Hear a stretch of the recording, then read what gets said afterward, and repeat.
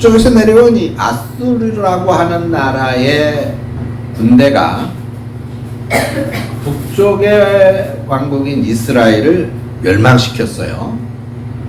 그리고 이제 그 기세를 몰아붙여가지고 남쪽으로 내려와가지고 남쪽 왕국인 유대 나라를 포위한 거예요. 자, 북왕국인 이스라엘과 남왕국 유대. 이게 원래는 한 나라였었잖아요. 솔로몬 시대까지는 한 나라였었는데, 이제 솔로몬 왕이 죽으면서 여로보암과 르호보암 왕으로 두 왕이 나라를 갈라서 가지게 됩니다. 그래서 북왕국 이스라엘, 남왕국 유대로 남북이 갈라진 거야. 지금 우리나라처럼 그렇게 남북이 갈라졌어요. 자, 그런데 이제 이 아수르라고 하는 군대가 북왕국 이스라엘을 무너뜨렸어요. 그리고는 남왕국인 유다까지도 들어왔는데, 그냥 비유로 이해하기 쉽게 얘기를 하면, 예를 들어서 중국이 남북으로 갈라져 있는 우리나라의 북한을 정복하고 이제 남한이 우리나라까지 쳐들어온 거야. 그러면 이해가 쉽죠? 그래가지고 우리나라 수도인 서울을 포위를 했어요. 포위. 그래서 남한국의 유대 나라의 수도인 예루살렘을 이 아수르라고 하는 나라가 포위를 했는데, 그 포위한 군인들의 수가 18만 5천 명이라고 하는 숫자야. 18만 5천 명. 그리고 그 18만 5천 명의 대군을 지휘하고 있었던 아수르 나라의 장군이 랍사게라고 하는 장군입니다. 자, 이 장군은 지금 자신들의 대군인이 18만 5천 명이라고 하는 군사가 예루살렘을 포위만 하고 있으면 당연히 저 예루살렘은 망하게 될 것이다. 거기 있는 사람들은 다 죽거나 아니면 결국은 항복할 수밖에 없을 것이다 라고 생각을 했어요. 왜 그러냐면 이 예루살렘에는 물이 없었어요. 식수를 만들 수 있는 강이 없는 거야, 예루살렘에는. 그래가지고 이 예루살렘 사람들이 식수를 마시려면은 예루살렘 성을 나와가지고 기드론 골짜기를 지나서 기온샘이라고 하는 곳, 기온 골짜기에 있는 기온샘이라고 하는 곳에 와서 물을 가져가야 되는 거예요. 그런데 예루살렘 성을 포위하고 있으면 이 물을 가지러 이 기온 골짜기로 샘까지 기드론 골짜기를 갈 수가 없잖아요. 성 밖에 나가면 다 죽으니까. 그러니까 이 랍사게 장군은 지금 이 18만 5천 명의 군인들로 예루살렘 성을 물 쉴 틈 없이 포위만 하고 있으면 그 사람들이 먹을 물이 없으니까 결국은 다 죽을 것이다. 그렇게 생각을 하거나 아니면 항복을 할 것이라고 생각을 했던 것입니다. 자, 그런데 이런 랍사게 장군의 전략은 어떻게 됐을까요? 실패했죠. 어떻게 해서 예루살렘에 물이 없는데 랍사게 장군의 전략이 어떻게 해서 실패했을까요? 그래요. 우리가 알다시피 예루살렘에는 강이 없었어요. 그렇기 때문에 히스기야 왕이 어떤 생각을 했느냐 하면 예루살렘 성벽 밑으로 굴을 뚫어 가지고 기온샘까지 굴을 파는 거예요. 그래서 그 기온샘에서 물이 흘러 들어와 가지고 예루살렘에도 이제 그 굴의 끝, 터널의 끝에다가 우물을 하나 파게 되는데, 왜? 물이 고여야 되니까. 그죠? 그 우물을 하나 파서 거기에 물이 고이고, 그러면 이제 그 물을 예루살렘 사람들이 식수로 사용할 수 있도록 그렇게 계획을 한 거예요. 그래가지고 불을 팠어요. 실제로 기온샘까지 불을 파고, 예루살렘에는 또 계획대로 웅덩이를 하나 판 거야. 그래서 그 웅덩이가 뭐냐 하면 실로암이에요. 예수님께서 신약시대에 눈먼 사람의 눈에 침을 발라 흙을 이겨서 발라주면서 어디에 가서 씻으라 그랬어요? 그래요. 실로암에 가서 씻어라. 그래서 실로암에 가서 씻었더니 눈이 보게 되어졌다는 것이잖아요. 그죠? 바로 그 실로암이에요.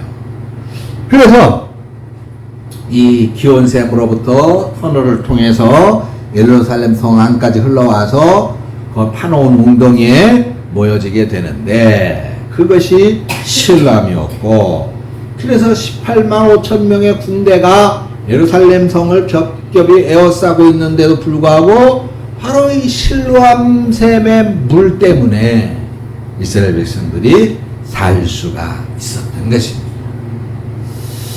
이 예루살렘 성민들을 살릴 수 있었던 것은 어마어마한 강이 아니었던 거예요. 어마어마한 호수도 아니었던 겁니다.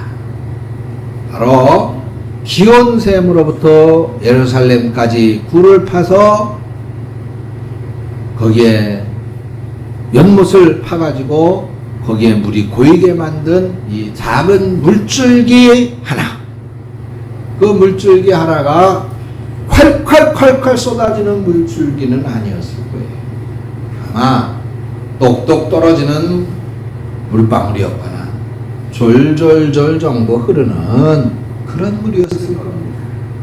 왜냐하면 기온샘이라고 하는 곳으로부터 예루살렘까지 물을 파는 것도 문제였지만은 그 굴을 통해서 가져올 수 있는 물이 많지 않아요. 지금처럼 플라스틱 파이프가 있거나 도관으로 된 그런 수로 도관이 있거나 그러면은 문제가 아니지만은 그냥 자연 땅으로다가 물을 오게 했으니 오면서 그냥 일로 새고 절로 스며들고 그래가지고 많이 못 왔단 말이죠. 그렇습니다. 긴박한 위기의 순간에 우리들과 우리들의 가정을 지켜주는 것이 무엇일까? 그것은 거대한 예루살렘 성벽 같은 그런 성벽도 아닙니다. 크고 화려한 그런 집을 장만하고 남부럽지 않은 사회적인 지위를 얻고 사람들이 부러워할 만한 그런 성공을 얻는다 하더라도 그런 것들이 위기의 순간에 우리들을 지켜주는 것은 아니더라는 거예요. 긴박한 순간 우리 자신과 우리 가정을 지켜주는 것은 바로 우리의 심령에, 우리 교회에, 우리 가정에 흐르는 조그마한 물줄기, 하나님의 은혜의 샘으로부터 시작해가지고 우리들의 심령에 고이게 되는 실로암의 연, 우리 가정에, 우리 교회에 고이게 되는 이 실로암의 연못이 절제절명의 위기의 순간 우리를 끝까지 지켜주는 생명의 끈이 된다는 것을 믿으시기를 축원합니다. 자, 히스기야 시대의 예루살렘은 이렇게 기온샘으로부터 히스기야 터널을 통해서 실로암으로 이어지는 은혜의 물줄기가 이어져 왔습니다. 그러나 시간이 흐르게 되니까 예루살렘은 어떻게 됐어요? 그런 하나님의 은혜의 물줄기를 점점 잊어버리게. 참 이게 가만히 생각해 보면 가장 심각한 문제야. 하나님의 은혜를 점점 잊어간다는 거. 하나님의 사랑을 점점 잊어간다는 거예요. 결국은 어떻게 돼요? 이 예루살렘이 그렇게 실로암의 물줄기로 위기를 극복하고 위기를 이겨낼 수가 있었는데 이런 하나님의 은혜의 물줄기를 점점 잊어가니까 결국은 예루살렘이 어떻게 돼? 바벨론이라고 하는 나라에 망하고 맙니다. 예루살렘의 황폐함, 그거는 눈에 보이는 현상, 성벽이 무너지고 성전이 허물어지고 건물이 무너지는 그런 것이었지만은 예루살렘의 황폐함이라고 하는 것은 사실은 하나님 백성들의 마음에 은혜의 샘이 메말라 황폐되어지는 그것을 의미하는 거예요. 오전에 말씀을 드렸죠. 우리 가슴에 하나님의 은혜가 채워져야 되는데 그 하나님의 은혜가 없으면 우리는 신나는 삶을 살아갈 수가 없어요. 행복한 신앙생활을 할 수가 없어요. 날마다 그 심령은 메말라 타는 듯한 갈증 속에서 그 영혼은 죽어갈 수밖에 없는 것입니다. 그런 위기의 순간에 하나님은 에스겔 선지자를 통해서 새로운 비전과 새로운 약속을 제공해 주고 있는 것이 바로 오늘 본문의 내용입니다. 바로 너무나도 우리가 잘 알고 있는 성전에서 생수의 강이 흘러나오는 이런 환상이지. 그런데 여러분 자세히 보세요. 그 위대한 생명의 강줄기가 어떻게 시작이 됐느냐? 2절을 보면은 2절 한번 보세요. 그가 또 나를 내리고 북문으로 나가서 바깥길로 꺾여 동쪽을 향한 바깥문에 이르시기로 본즉 물이 그 오른쪽에서 어떻게 됐다고요? 콸콸콸콸 쏟아져 나오는 게 아니라 스며 나오더라는 거예요. 스며 나오더라. 오늘 본문의 1절과 2절 말씀은 이제 에스겔이 환상 속에서 봤던 성전의 모습을 설명하고 있는데 이걸 구조를 간단히 설명을 해보자면 2절 중간에 보면은 동쪽을 향한 바깥문이 있죠. 그래서 이 문을 기준으로 해서 한쪽에는 성전이 있고 다른 한쪽에는 에스겔이 서 있는 거야. 그러니까 예를 들어서 내가 동쪽에 바깥 문이다. 그러면 이쪽에는 성전이 있고 이쪽에는 지금 에스겔이 서 있는 겁니다. 그 구조를 이해를 해야 돼요. 그래서 다른 한쪽에 이렇게 에스겔이 서서 바라보는데 1절 말씀이 성전에서부터 물이 흘러내려온다. 그죠? 오른쪽에 있는 성전에서부터 물이 흘러내려. 그 흘러내려오는 물은 이제 어디로 오겠어요? 물이 흘러서 성전에서 에스겔이 여기서 이제 바라보니까 내가 뭐라고요? 문이야, 문, 바깥 문. 그러면 성전에서 지금 물이 흘러내려와? 그러면 물이 어디로 오겠어요? 성전 문, 바깥 문으로 오겠죠. 동쪽의 바깥 문으로 오고 있는 것입니다. 자, 그래서 이 흘러내려오는 물은 자연스럽게 이 문에 이르게 되는데, 그런데 문제는 뭐예요? 이 문이 물이 자연스럽게 흘러 에스겔에게까지 와야 되는데 닫혀져 있는 거야. 열려져 있지 않고. 그래서 이 문을 기준으로 성전이 있는 쪽에는 자, 내가 뭐라 그랬어요? 바깥문. 그러면 지금 성전에서 물이 흘러 스며 나와요. 근데 문이 닫혀져 있어. 그럼 물이 일로 통과를 못하는 거야? 에스겔이 있는 대로. 그러면 에스겔이 바라볼 때 물이 어디에 흥건하겠어요? 성전 쪽에. 문이 닫혀져 있으니까 이게 통과를 못하는 거지. 그리고 이쪽은 메말라 있는 거예요. 에스겔 있는 쪽은. 자, 그래서 우리가 이것을 이해를 할 수가 있습니다. 바로 그때 에스겔이 이제 놀라운 사실을 하나 발견을 하게 되는 거예요. 그게 뭐냐 하면은, 자, 2절 뒷부분에 보니까 여기에 본즉이라, 본주, 본주, 그렇지, 내가 그 말 나올 줄 알았어. 본죽이 나올 줄 알았어. 본죽이 아니에요. 본즉, 무엇을 봤다 이 말이죠. 알았어요? 영애씨, 본죽이 아니고 무엇을 봤다. 그 에스겔이 지금 여기 서 있잖아, 그지? 그 이제 내가 문이야, 성전이고 물이 이렇게 흘러내려와. 그래서 에스겔이 저쪽에만 물이 차니 여긴 지금 황폐한데 메말라 있는데, 그러면서 보니까 그 닫힌 문을 유심히 봤어요. 봤는데 뭐라 그래? 물이 그 오른쪽, 그러니까 닫혀져 있는 문의 오른쪽을 말하는 거예요. 그 오른쪽에서 어떻게 되어졌다라고 그랬습니까? 스며 나오더라는 겁니다. 자, 이 장면이 상상이 되세요? 성전에서부터 물이 흘러내리고 있어요. 문이 닫혔어. 여기만 물이 잔뜩 있는 거야. 근데 문이 열려져 있으면 에스겔이 있는 이쪽으로도 물이 열려져 있으면 콸콸콸콸 쏟아져 나왔을 텐데 문이 닫혀져 있어요.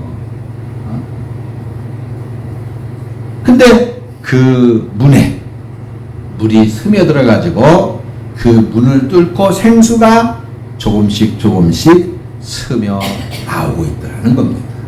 여기 스며 나오더라. 이 말은 우리말로 정확하게 그 이스라엘의 단어를 표현을 하면 졸졸 흐른다, 그런 말로 이해를 하시면 되겠다. 졸졸 흐른다.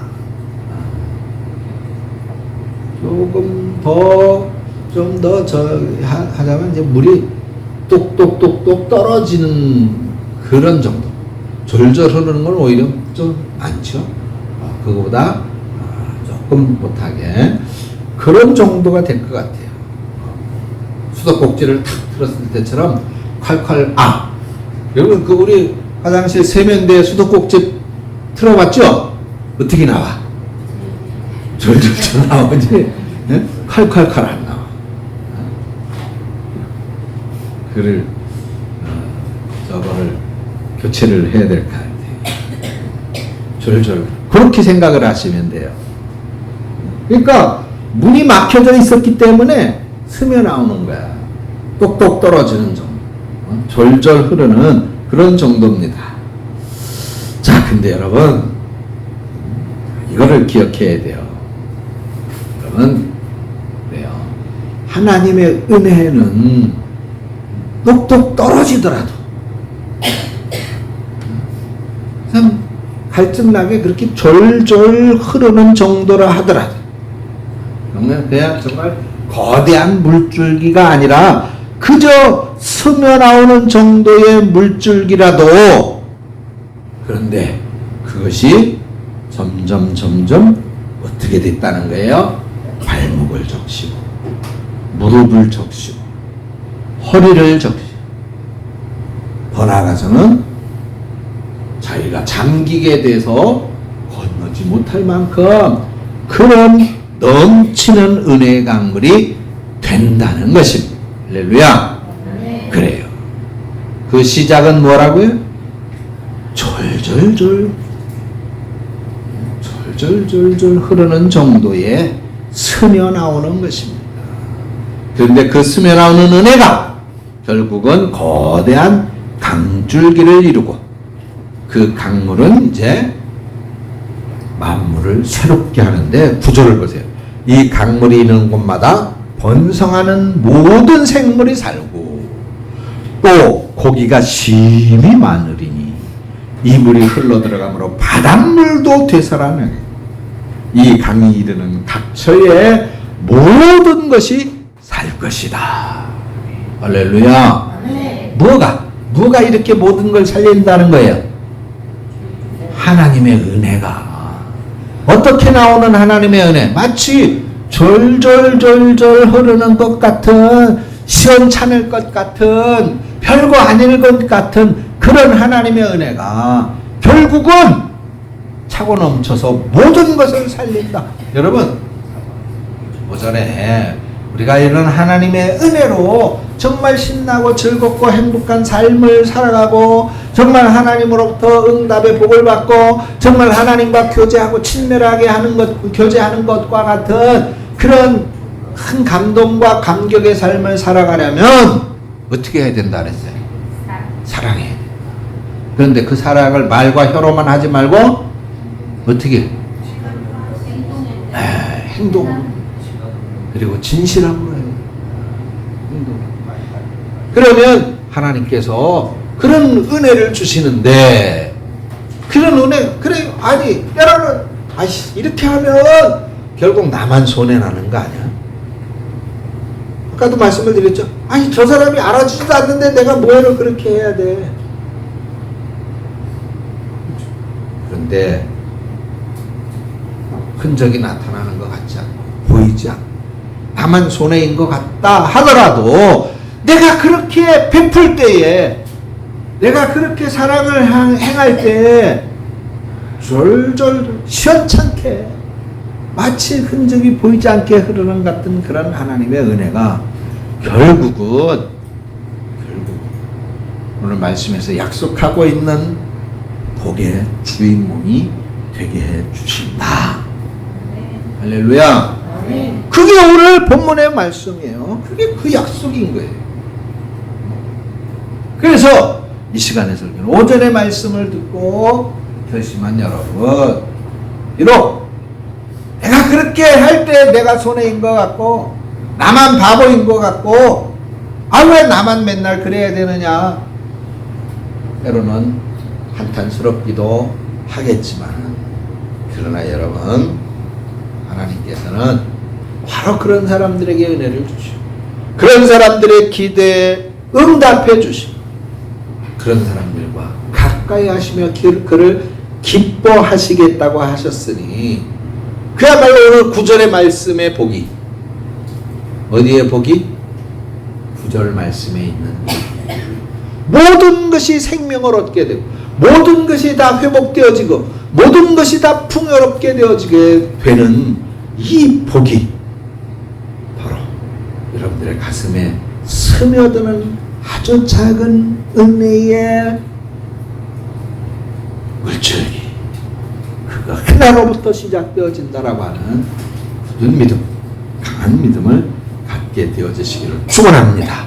내가 그렇게 희생하고 수고하고 포기하고 이해하고 용서하면서 사랑을 한다 하더라도, 당장 성전의 문이 활짝 열려서 물줄기가 콸콸콸콸 우리의 심령 가운데로 하나님의 은혜의 물줄기가 쏟아져 들어오는 것 같지는 않습니다.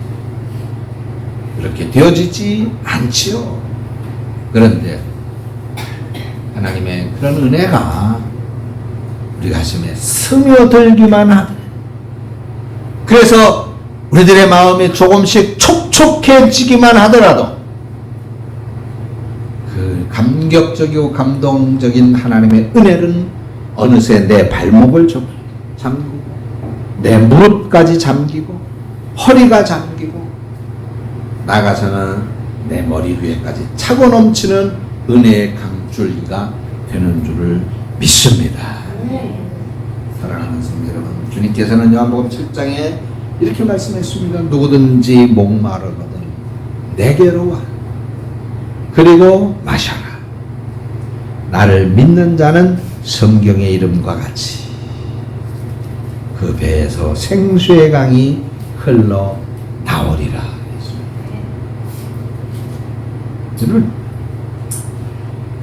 이스라엘 백성들은 하나님의 기적의 현실 속에서 살았지. 그들은 정말로 도저히 말도 안 되는 상황 속에서 하나님의 기적을 경험하며 그 상황들을 뚫고 나왔어요. 애국 탈출서부터 다 그랬잖아요. 그죠? 광야에서 돌덩어리 아니 반석 돌멩이에서 어떻게 물이 나와? 반석에서 물이 나오는 걸 먹고 마시고 살았잖아요. 아니 만나라고 하는 것이 어디 있었어요? 지금도 만나가 있으면 좋겠는데 그때만 이스라엘 백성들이 광야 생활할 때만 잠시 있었잖아요. 근데 그 이스라엘 백성들은 그걸 먹고 살았어요.